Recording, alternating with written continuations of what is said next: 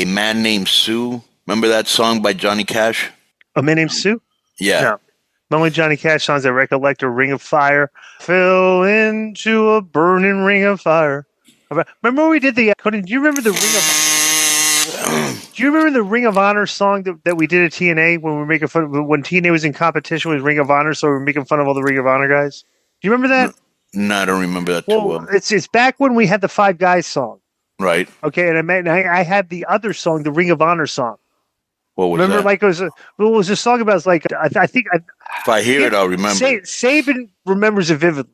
Okay, right. So Saban and Shelley could like recite it like on command. Okay, right. I think it was like this. I think it went like, dives are a crazy thing when you do them outside the ring, bound by a wild desire. I think what was the thing? I fell into a ring of honor.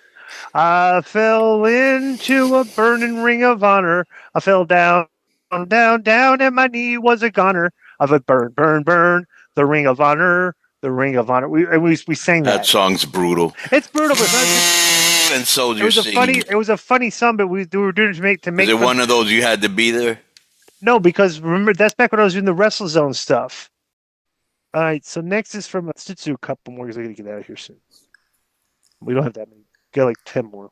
Paul Next is from Paul Prince. The subject is Hulk Moné. Mercedes Moné has got to the stage of her wrestling career where something negative is said about her. The majority of the people immediately believe it. She's trouble backstage. She's lazy. She's unsafe. The IWC seemingly wants to believe that everything that makes her look bad. Which brings me to my question. The latest gossip I'm reading about her online is that she's not only the top name in AEW in Tony Khan's eyes, but that she is basically AEW's version of Hulk Hogan behind the scenes. She's making the most cash, has total creative control, can end other people's pushes by simply talking to others, and basically is refusing to put anyone over, do the exact same mistakes as people in the past have done. Now, that's just a summary of the stuff that insiders are writing online, and thankfully, more and more dirt sheet writers are being called out line for and about the wrestling industry, but you know way more than we do. Is Moné a backstage problem? P.S. Can you get Bischoff on the show for the live stream? Him and Conrad do them sometimes, but Conrad keeps cutting him off. Do you have any comments on the way Mercedes Moné is portrayed backstage in AEW from your sources? I only asked one person. He just said that she was a little bit like weird. I'm not sure what that means.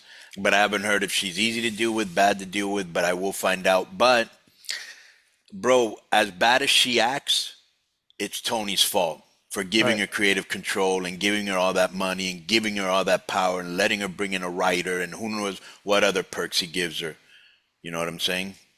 I can't imagine that the dynamic with the girls backstage is like because a handful of the girls are pretty good workers, and most of them are not.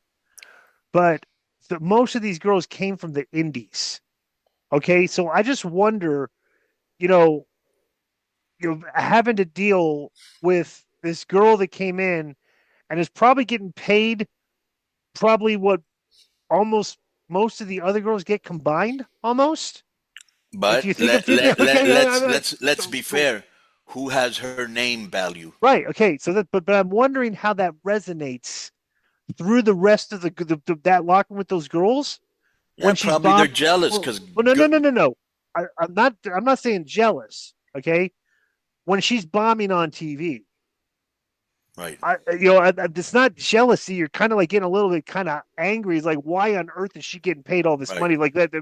And I wonder if that's the dynamic. You know who she is? You know who she is? Who? You ready for this? Yeah. She's Deshaun Watson. Good point. You thought he was great, but he really wasn't. Really wasn't, right? Yeah. Yeah, that's an interesting. I guarantee you that's going on there. These girls are like all talking behind her back. And right. They're all young and they're sharks themselves, and everybody wants to be number one. And look at that. They paid her what? Huh? If you want to make some fantasy picks on your favorite sports, check out Underdog Fantasy. It's all the rage, where you can choose higher or lower between 2 to 8 players, and you can win up to 325 times your entry. Use the code K100 at the Underdog Fantasy website, on the app, or at a personalized link, and you can receive up to $1,000 in bonus cash as well as a free pick. Underdog Fantasy offers a unique approach to fantasy sports, and it's a simple pick-em style format. You can select players you believe will outperform expectations without the complexities of traditional daily fantasy sports. The user-friendly interface and growing community make it easy and fun to play, plus it's available in over 30 U.S. states. We will share our picks for you every week on K100 Sports. You can follow along or play against us. So use the code K100 at UnderdogFantasy.com on the app or at the link included in the show notes and receive up to $1,000 in bonus cash plus a free pick. UnderdogFantasy.com. It's an underdog thing. All right, next is from Luke Smith, our boy from Down Under. The subject is Tony Khan. Hey, boys, just reflect on AEW what a mess the company's turned into. Do you all remember when Tony Khan, Meltzer, the marquee guys all said the following statements? Number one, they will let the talent write their own storylines and promos. Number two, they will happily work with all other companies and work together for the good of the business. Number three, Tony has an open door policy with talent to talk to individually at shows. Number four, they won't make the same mistakes WCW made. Within 5 years, Tony's turned out like almost every other wrestling owner and promoter with a lot of money. He will do things his way. He doesn't take much advice regardless of who's around him, and he doesn't handle criticism. He's refusing to let guys work certain indies, and he has over half dozen talent want out of their contracts. He's virtually become 2025's version of Vince McMahon. His fan base is already turning on him. Does WWE have Tony partly to thank for the resurgence, which has led to record business the past few years? Also, do you have any special guest plan for 2025? And of a couple who are fans of the show to create some great content. Thanks. That's from Luke Smith. And he put his number on here in case you want to call him over in Australia, by the way.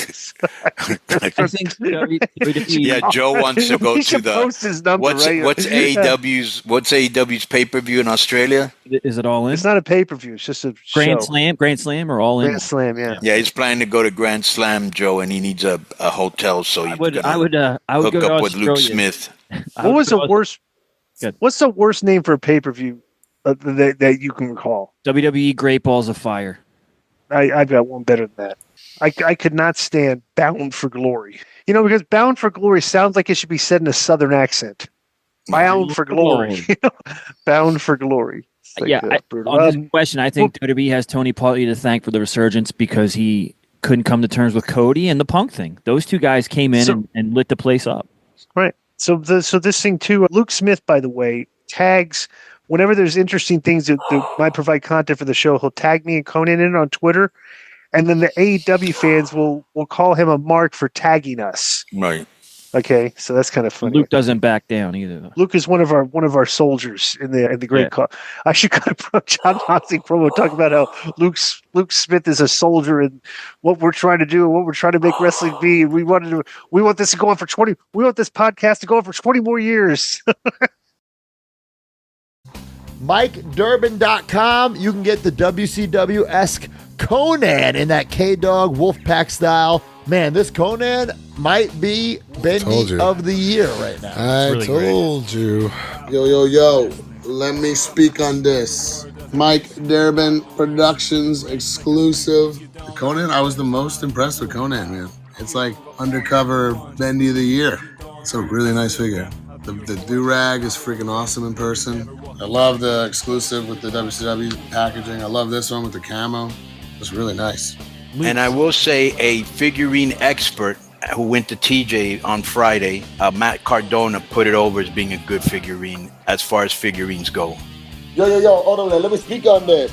Exclusive Mike Durbin Productions, K-Dog.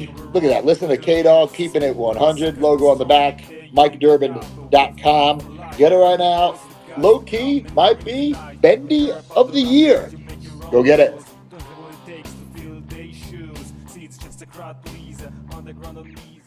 Yo, what's up?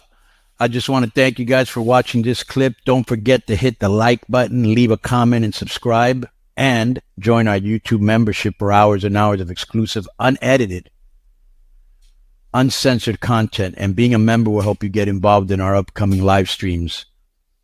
Thank you for your support. Thank you for riding with us. I know you got a lot of other podcast choices, be it wrestling or other ones. And thank you for picking us. Boom.